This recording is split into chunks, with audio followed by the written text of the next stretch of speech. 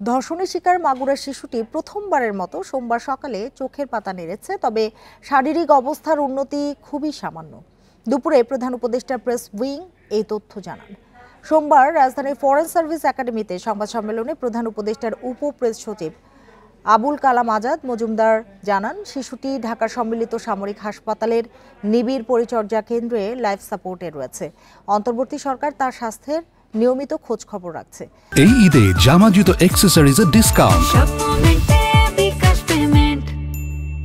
বোনের শ্বশুরবাড়িতে বেড়াতে গিয়ে ৮ বছরের এই শিশু ধর্ষণের শিকারের অভিযোগে মামলা করেন তার মা। শিশুটির দুলাভাই, বোনের শ্বশুর, শাশুড়ি ও ভাসুরকে গ্রেপ্তারের পর রিমান্ডে নেয় পুলিশ। তাদের মধ্যে শিশুর বোনের শ্বশুর ৭ দিন, স্বামী, শাশুড়ি ও ভাসুরের প্রত্যেকে ৫ দিনের রিমান্ড মঞ্জুর করেছে মাগুরার আদালত।